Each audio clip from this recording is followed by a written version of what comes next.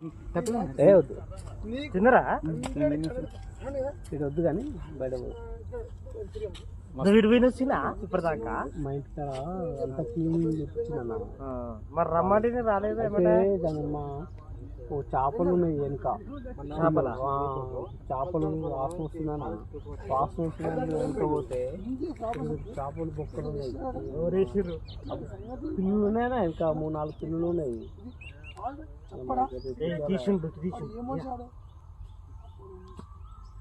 రేపు పోవాలి అన్ని క్లీన్ చేయాలి మోటార్ పెడతా అంత క్లీన్ చేస్తా పని చిరుకులు పడ్డా ఉబ్బరిస్తుంది ఇది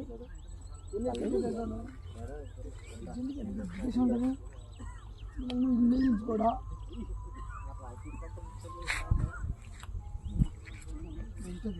కొన్ని సంథింగ్లో ఉంటుంది కదా అలా కొన్ని ఉంటుంది ఉండదు కాబట్టి లేడీస్ అందరూ మన కుటుంబం మనకి కుటుంబం వాళ్ళందరూ కలపాలి అంతా మనమే కదా బయటలో పోలేదు కదా ఏళ్ళు మనది కన్ను మనది కాబట్టి అన్ని అన్ని ఎడ్యుకేషన్ అన్నీ కలిసిపోవాలి మరి అడిగే చెప్తాను ఆ సూత్రం నీకు కూడా వర్తిస్తుంది కదా ఆ సూత్రం నువ్వు చెప్పేది నీకు కూడా వర్తిస్తుంది నాకు అట్లా లేదు ఉన్నది కానీ అందరు రాదు అది మన ఓడు కూర్చొని అనేది అంతేగా నువ్వు చెప్పేది బాగానే ఉంది మరి రామకృష్ణకి ఒకటే కాదు నీకు కూడా కాదు ఆ వ్యక్తి ఉమేష్ అంతే నాటిగా రామకృష్ణ నాయుడుగా అంటుండు ఉమేష్ అన్ని విధాలుగా మాట్లాడదు ఉమేష్ ఏంటంటే ఎడ్యుకేషన్ కానీ చేసినా కూడా హైదరాబాద్లో లేకున్నా గిద్దిట్లా ఇట్లా పార్ట్స్ లాడి చేసి బాబు అంటుండు కానీ రామకృష్ణ రూట్ ఎందుకు రావట్లేడు రామకృష్ణ రావట్లేడు కదా ఎందుకట్లా ఎందుకు జరుగుతుంది అట్లా అడగాలి